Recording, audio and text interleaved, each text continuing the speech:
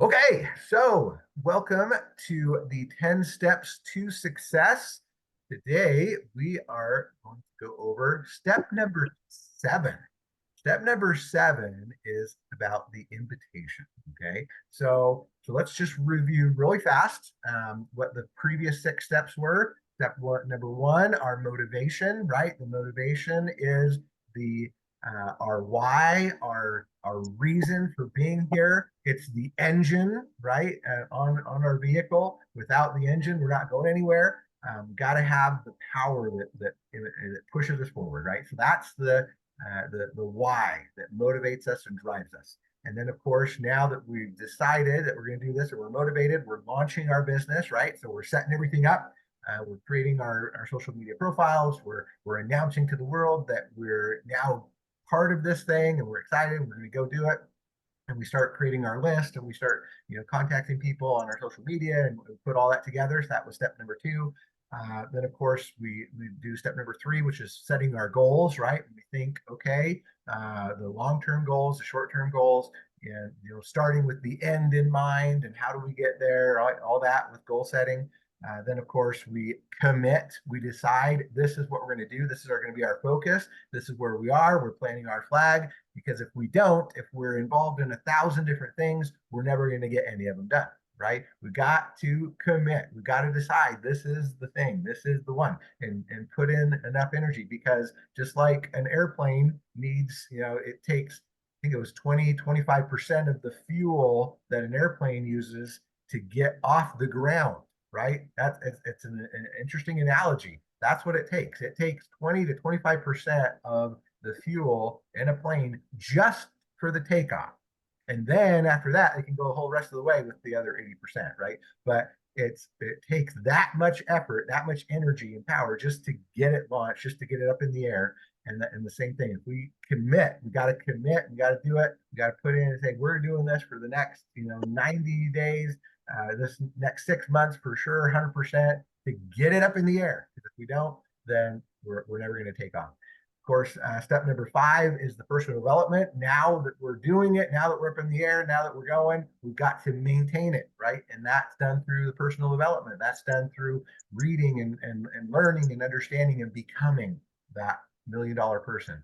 Then, of course, step number 6 is staying connected. Staying connected is so critical as well because we got to refuel, right? We got to keep adding more and more and more to it to keep ourselves afloat. Otherwise, our battery's going to die and we're going to disconnect. We're going to get cold. We're going to get away from the campfire and we're going to fall away and we're never going to make it. Okay. So now, step number 7. How do we keep adding that fuel? Not just ourselves, right? But now building our team, which is really what it's all about. In the end, that's why the company pays us. The company is paying us for our influence. The company is paying us because we have, a 1,000 contacts on our phone or 1,000 friends on Facebook or 1,000 followers on Instagram, whatever it is, right? We have people that we can have influence over because people know us, people like us, and people trust us. Okay, those 3 things. We can have people that know us, like us, and trust us. Then we can have influence with them, and we can introduce products and services and opportunity to them, and they will say, "Okay, yeah, that sounds great. Tell me more about it." Okay, but if we don't know how to invite, if we don't know how to introduce what it is we're offering to people, if we don't have what I like to call posture with it, right, then we're going to get rejection. And that term, that word, rejection, that is the number one reason why people quit and give up. Because rejection is uncomfortable. Rejection is something that we don't really want to deal with. And so people they won't even start in the first place out of fear of rejection, right? And so when we learn to invite, we've got to really understand how posture works with this. Okay. So it all starts with mindset. The first skill we're going to master is mindset, the mindset of not being affected by the result. So if we have anxiety about rejection, even before we start, guess what? We're going to bring that anxiety with us and and we're just going to be frustrated, right? It will be part of our reality, and we will feel rejected even on that very first no, right? Somebody who tells us no, I'm not interested, and it's a blow, right? It's a blow to our ego. It's a blow to, that, oh, am I doing something wrong? Is it me? Is it the company? Whatever, doesn't matter, right? If we're anxious, we will tend to not act, and we'll just try and stay in our comfort zone, right? Which is familiar and safe. And that is called inactivity. So we've got to learn to be an effective communicator, right? We've got to be able to be skilled in asking questions in sequence, but without anxiety, without guilt, without fear, without being aggressive, right? To determine if the person qualifies for our time, our product, and our attention, right? Because think about that for a second. Really, the pivot point with all of this is we have the answer. We have the solution. We have something so cool, so awesome, so amazing that they are the ones that are being foolish if they don't want to join with us, right? And we have to have that attitude. We have to have that mindset that we have the solution, right? We have the answer. We have the cookie, okay? We have the thing that's going to make their lives better. And so if they're rejecting it, if they're turning it down, if they're saying no, that's on them. That's their bad. It's not because my company is bad. It's not because I'm bad. It's not because of what I'm offering is bad. No, it's because they just don't understand it. And so, maybe they just need some time or whatever. But I'm not going to take it personal at all because I know that what I've got is awesome. All right. So the other thing too that goes along with that is a culture of caring. Okay, I like to call it the culture of caring because the other thing that happens when we're inviting people a lot of times is people can sense when it's all about us, right? When it's all about me and me making money and me having success and it's all about me, right? But if the main reason that you're sharing with people is because it's going to help them, they can feel that, they can sense that, right? So a lot of times, the main reason people are not successful in their invitation is, of course, because they're not being consistent, doing it every single day. Okay. But the other thing is, we have to really understand that we're looking for people to help, right? We're not looking for people to make us more money. We're looking for people that we can help out with our solution to their problems. We have the cookie. Okay. So questions like, hey, how are you? How serious are you about improving your health or your finances, right? Or whatever it is that you found that your prospect needs. Okay. When we do it that way, when we're really thinking about, we're caring about the other person, we really feel like we've got a solution for them, then we don't have to stress or panic, right? We can stay present. We can relax. We can, let go of our fear and our anxiety because it's something that's going to bless them. It's not that we don't have to be nervous about it because we know it's going to help them out. Okay. And then we just do it one prospect at a time, even if the result's not favorable. Even if they say no, it's not because you made any mistakes. It was only one person, okay? And neither you nor the company is going to go bankrupt because one person said no. So we don't want to fall into any kind of superstar syndrome where we think, oh, they told us, and I'm a superstar. I should be getting yes every single time. No, the world is full of great prospects, and it's our responsibility to just attract them, right? And so true leadership must be for the benefit of the followers, not to enrich the leader. That's what John Maxwell taught.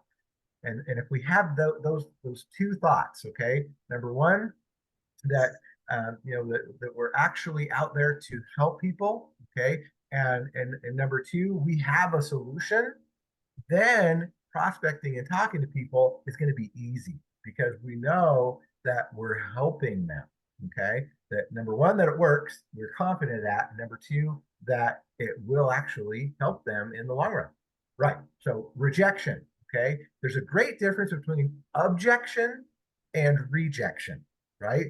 So people were going to tell you that maybe they don't have money, that they got to think about it, that they got to ask someone else for permission. And that's okay. Those are objections, right? That's not rejecting you. And if we can remember that as well, then we can not take it personally, right? When somebody gives you some kind of a concern or an objection or something, that's okay, right? We can handle objections. There's ways around that. Okay. People struggle with decision and they hate to be, caught in the, I got to decide right now. And of course, changing your life and your finances, it's a contradiction for most people in their life because success is contrary to their problems, right? So you've got to actually be able to ask a series of questions to find out the real reason they're unable to make a decision. And then if they don't want to, if they just can't decide, it's okay. Very diplomatically, just let it go. If you think they might deserve a follow up in the future, great. Okay, give them your number, take down their number, follow up, call them in 6 months or whatever. That's okay. All right. Now, the other thing is it can be so simple, right? We don't have to complicate it at all. It really comes down to the magic questions. I call them the magic question because it really is this simple. Let's say you're talking to an entrepreneur, somebody that's already involved maybe in network marketing or other kinds of, businesses or whatever. So here's an example of what you could say. All right. It's as simple as this. Hello. Hey, I'm working with several other professionals that have learned how to diversify from what they're doing by adding new assets to their income portfolio. Are you at all open to hearing about new income streams for yourself? Boom. Simple, right? Simple as that. Okay. Or if you're talking to somebody that's not a professional or not, already in networking or whatever, then just basic. Hey, question for you. If there was a way that you could travel more, have fun, make more money in the process, would you be open to hearing about it? Simple, right? That's as simple as that. Okay. Could be that simple. Now, after you've asked the magic question, there's so many variations of that we won't get into today, but that's just the basic way to do it. Okay. Now, the second part to that is once you've made that introduction, okay, now it's all about being in a position of control and maintaining that energy, right? So we want to make sure the prospect understands that we're in control and that we're going to do this with them or without them. Okay. So we're not seeking their approval. We're not seeking, that they think that it's super cool or everything. No, we don't even need them in our business if they're not the right type of person. And we need to come across that way, right? Not rude, not mean, just, hey, I've got a solution here. And if you don't like it, that's on you. Okay. So there's this defining point when we're talking to somebody. It's a point in the conversation where the balance of power is defined. And this happens when either you or the prospect makes a power move. Okay. And typically it's when the prospect starts to move away. They take a step back, right? That's a power move. And what happens is most people getting involved in networking will fall for this and they'll follow that path of losing power instead of maintaining power, right? They take a step back. And so you take a step forward towards them, right? Trying to meet them. And that's when, they made that power move and they moved you out of your place. So now they're in control. Okay.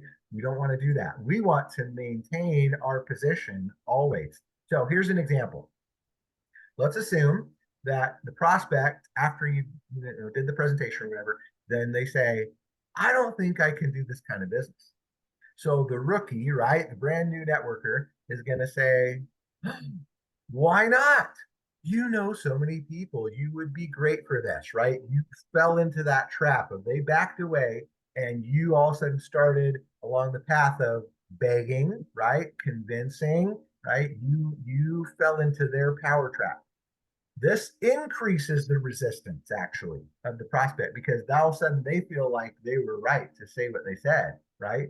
And so you, as a rookie, have lost posture. Okay. Here's a second example. The prospect says, I don't know, I need to think about it. And so the rookie says, oh, what is there to think about? No, let's get rich. This is wonderful, right? Not as effective. Okay. Example number three, the prospect says, I don't know. I think I might need to study it. And the novice, right? The amateur, the rookie says, what? What are you talking about? What is there to study? I just showed you this presentation. It's great. Okay. Think about that. Have you ever responded that way? More of a, desperate, like, no, what are you talking about? No, you can do this, right? Trying to convince. Yeah, I think we've all done that, right?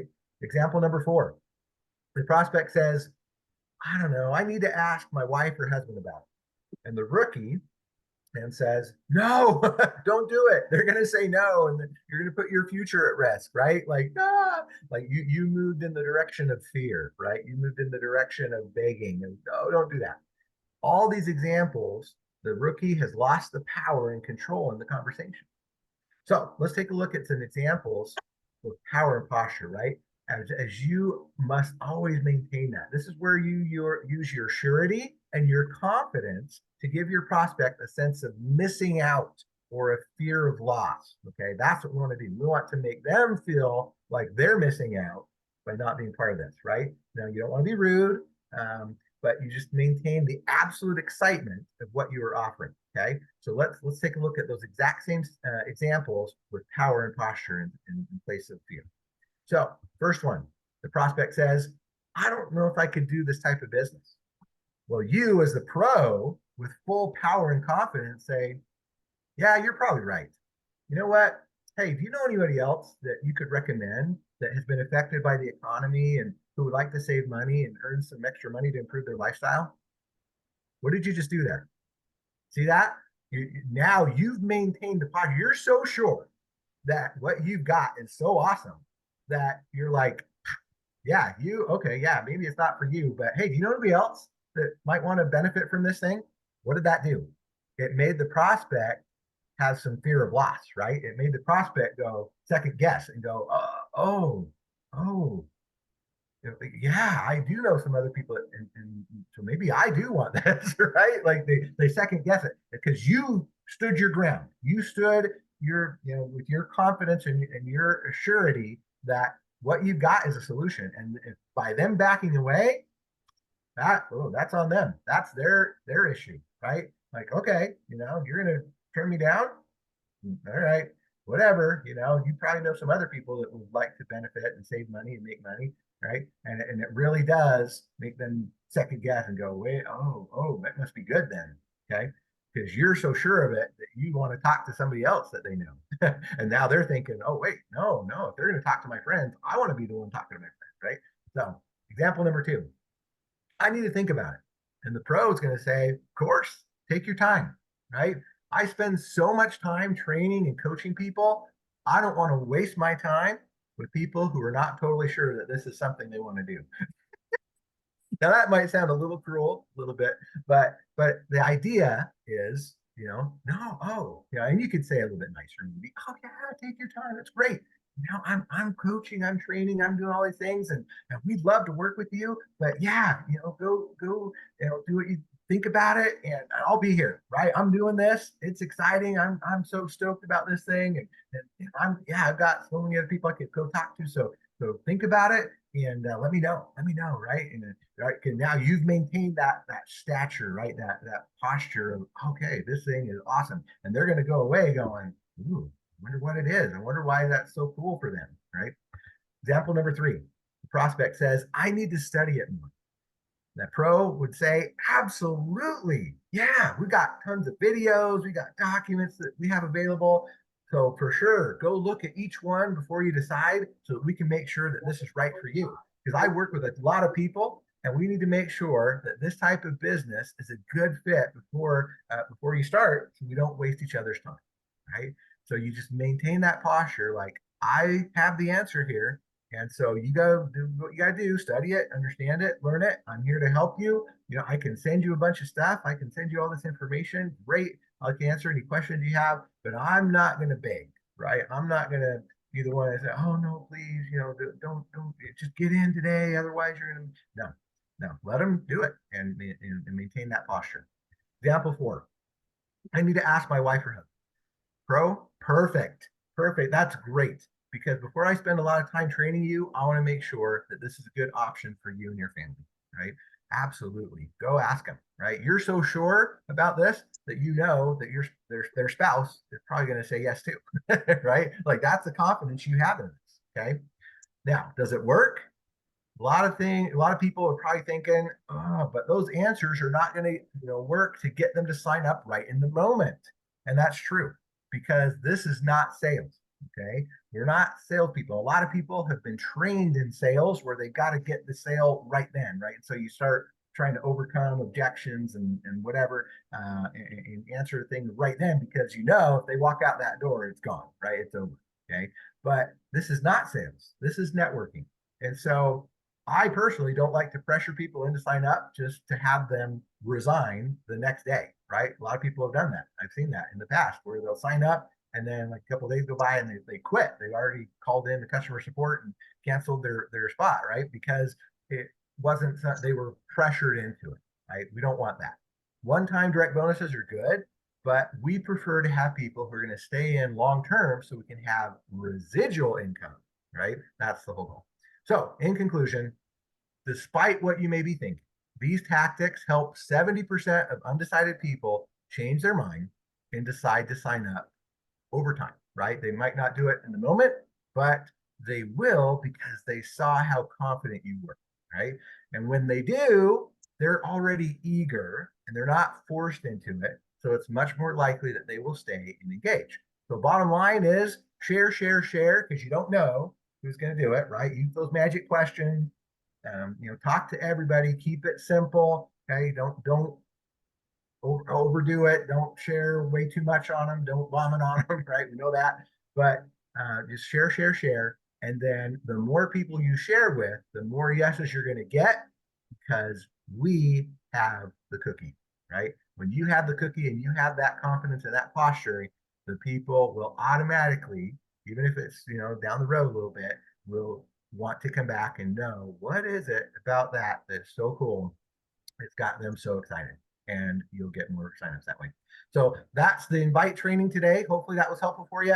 Hope you appreciated that. And we will see you all next time with step number 8, which is all about knowing the business. Okay. So with that, have an awesome Saturday and we will see you on the next one. Bye, everybody. Thank you, Jeremy. Great job. Bye.